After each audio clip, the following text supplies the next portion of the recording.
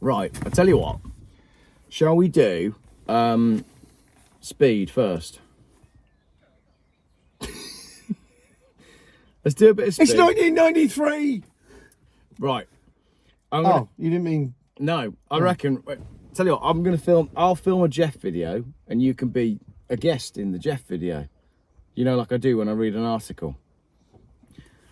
And you can interject with stuff. Ready? This is from Auto Trader. Mandatory speed limiters on cars from July 2024. All new vehicles sold in Europe, including the UK, will be fitted with a mandatory speed limiter from 2024 to keep cars within the UK speed limits and boost road safety. So all new cars from the 7th of July will legally have to be fitted with a speed limiter. The UK will be adopting the new speed limiting rules even after Brexit, and the driver will still be responsible for adhering to the speed limits. So, how are they going to do this?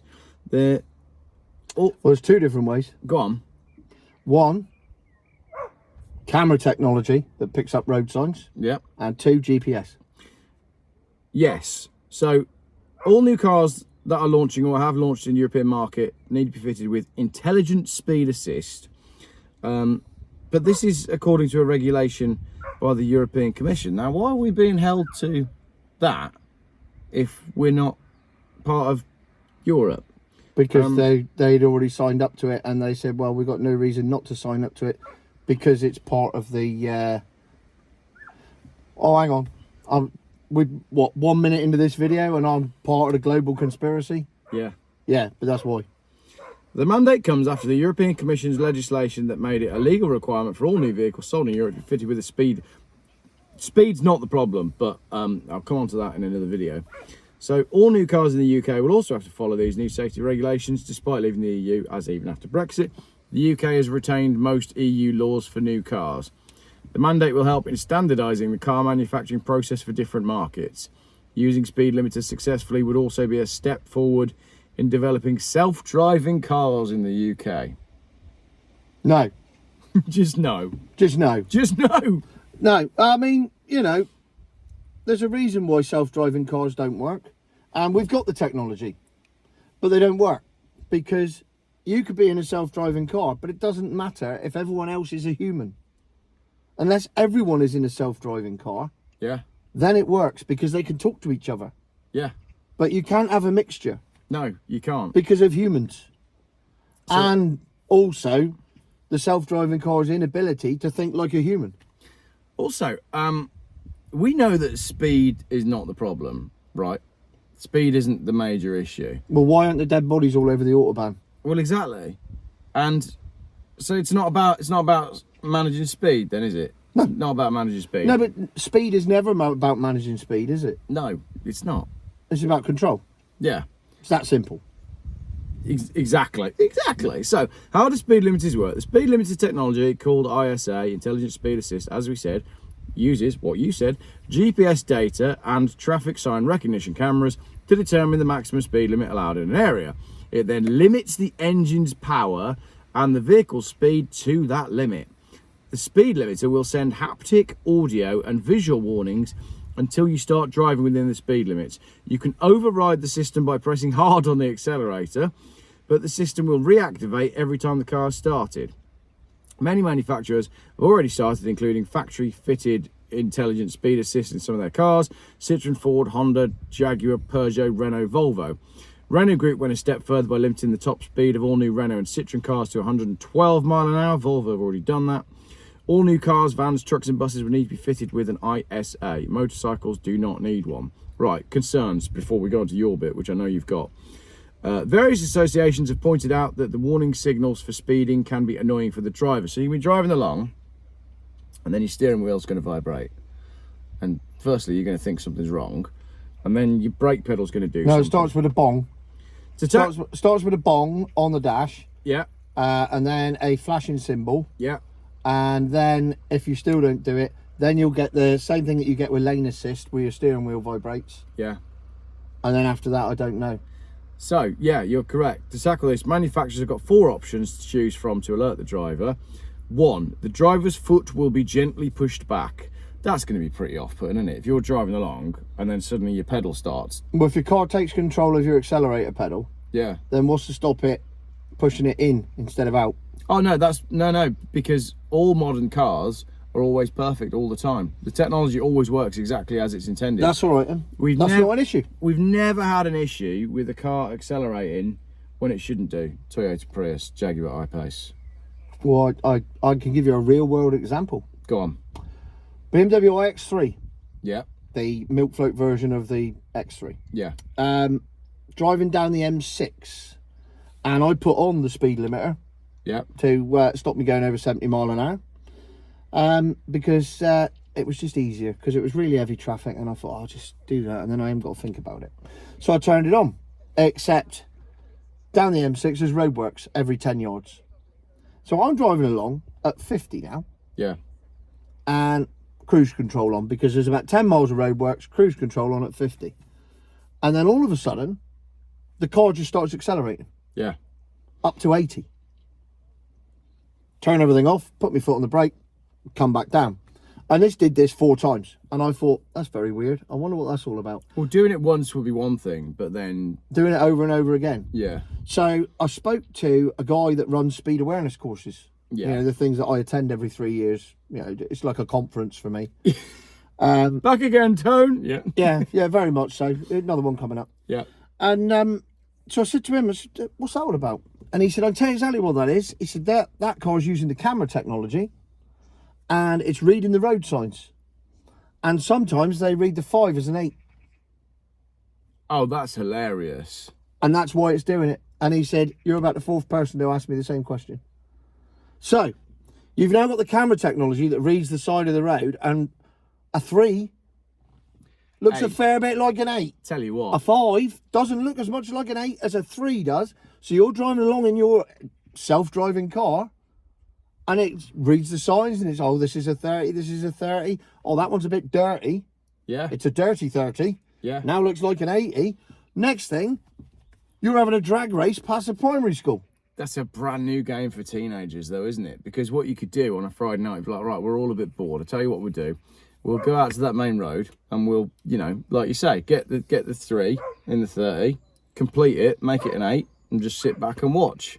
It's a disaster waiting to happen. Yeah. And this is the brand new technology that they're bringing in. This is the camera-assisted technology. It's insane. So, number 2, the speed control system will automatically reduce the propulsion power.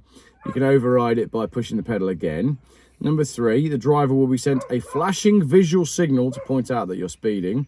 If you continue to drive over the limit, an audio cue will be activated. If you ignore this as well, visual and audio cues will be used, after which both cues will time out.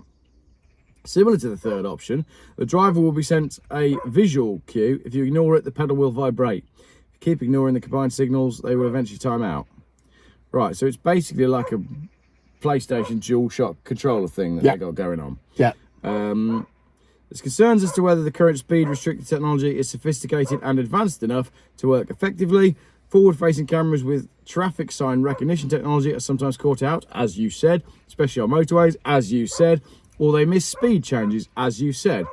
Roadside vegetation can obscure road signs, and lack of infrastructure such as speed limits not being signposted may fail the ISA from recognising the speed signals. Yeah. So, and I've practically demonstrated that perfectly. Yeah. So they've introduced something that isn't ready, doesn't work, and will end up causing more harm than good. Sounds familiar. It does, doesn't it? But they say Isn't here... ready, more harm than good. Well, Isn't ready, hasn't been fully tested, and is rolled out and then becomes mandatory, that caused more harm than good. Yeah. No, I'm drawing a blank there. No loss there. It's hoped that the use of speed limiters will help to reduce road accidents. How? Speeding is not the problem.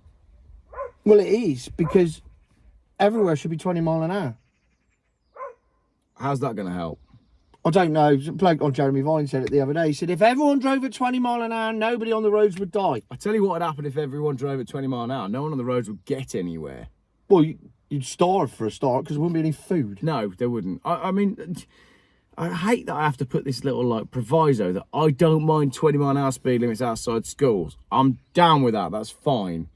But I'm not down with it, basically because I'm too old and fat to be down with anything. it ain't good, is it? I don't think this is good at all.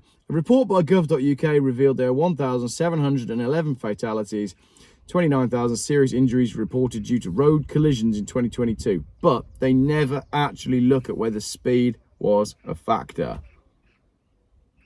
I don't think speed's the issue here. So they used that stat Yeah. to justify the speed limiters, but they didn't know if speed was a factor in any of those fatalities. No, they're not giving you that information. Okay. What they want, I think what they want is they want your car to be constantly connected, constantly tracked all of the time, and they want the ability to switch your car off remotely. But I'm a conspiracy theorist. Well, no, they've got the ability to switch your car off remotely. Oh, yeah, I suppose I'm perhaps not such a conspiracy theorist. Then. And that they've got the ability to control your car. Yeah, and I'm told that's on pretty much anything after about 2014. And every car now is Wi-Fi connected. Right. Which can be turned off manually. Yeah. But you need to go into the settings of the car to do it. But every new car is Wi-Fi, GPS, and totally controllable. Yeah, look, pretty much all of them. Maybe the Dacia Sandero might not have that technology, but certainly everything else has. I think we should do another video another day where we try go and buy a car that doesn't actually have any of this stuff, because I bet there's only about Well, four. we just did that with our $2,000 things. No, I mean, go and buy a Rover 75. That won't have any of that stuff on it. No. I mean, that's... Ooh, the Citroen Berlingo. That won't have any of that stuff on it. Once again, we're forced to conclude that your dream car is actually a Citroen Berlingo. Yeah. But I reckon in terms of brand new cars, there's probably only about 4 on the market that you can buy that aren't fully... Well, as of July the 7th, done. That's a scary thought, isn't it? Because as of July the 7th, they all have to be fitted with that. And you're not just going to fit it with that speed limit. You'll fit it with all the kit. Ladies and gentlemen, that was the car industry. It's been fun, but sadly, that is the end of the automotive industry, because why would you want... Which is the whole point. That is the whole point, to stop people driving cars. You're a conspiracy theorist. There isn't a worldwide plan to stop us driving our I'm a car. phobist. My new word. I'm not a theorist, I'm a phobist. I had a thought this morning, right? You know, in the newspaper, when it's like, oh, such and such new thing has come out and has been targeted at motorists. Yeah? Oh, they're an ist. Motorists are actually humans. Because if you don't drive, it's probably because your parents are driving you around. But mostly in the UK, we use our cars to get around. So when they're saying such and such new legislation has come out and it targets motorists, if they change the word motorists to humans, I think more people would pay attention to what's going on. I know, you see, what you've done there is fallen into that fatal trap of thinking that the world exists outside the M25. Ah, yeah, I suppose there is Because inside the M25, there are motorists and also humans. Right, They are a separate entity. Because they have buses. I waste time around here. You live in Worcestershire and I live in Cornwall, so I mean, your buses for us are something that it's a novelty you use on holiday. Well, yeah, but you are correct. Outside of main cities, public transport does not work. Today, we were meant to be going to either Peterborough, Kettering or Ipswich to go and collect the car. Now, it's a 3-hour drive. There's only one of those places. He's just shit at geography. I had no idea which one it was. Either way, it was a good old drive. It was a 3-hour drive. Yeah. But to do that on public transport, it would have taken me approximately 12 days and cost me £1,000. I think that's reasonable. Yeah. Yeah. It is in this day Getting and to age. Cambridge on public transport. Yeah. Though they do have you ever seen the guided bus route? No. Right, see, that's a day out. Right. Don't look at it. Don't look it up. I want to take you there. All right, next time we do that, we'll go... It's phenomenal. Let's see, I wish we'd gone now. I could have took you on that. Honestly, my mind was blown the first time I went on that. But we'd have gone to Cambridge and the car was in Kettering. No, it wasn't. It was near Ipswich. I don't know where any of these places are. You're just saying words. Did we finish that video? Yeah, we came to the conclusion that they want to get every car off the road, and every car that is on the road will be totally controlled. Yeah. So motoring's been fun though, hasn't it? I mean, you know. No, because it'll only happen in cities. So we'll still be fine. It'll be, oh, you country people, yeah, you can drive your cars. It's going to cost you 10 grand a week in insurance and tax. But that way you can still leave your farmstead and go down to the local shop and buy your eggs and milk. Up until the point they change the regulations and then you're not allowed to drive your car anymore. So it's just a ticking time bomb, isn't it? You know, the sand in the egg timer is getting pretty low on the age of motoring, and I find that tragic. What a beautiful... End it there. That was a terrible end to the video. Yeah, beautiful. Good stuff, that.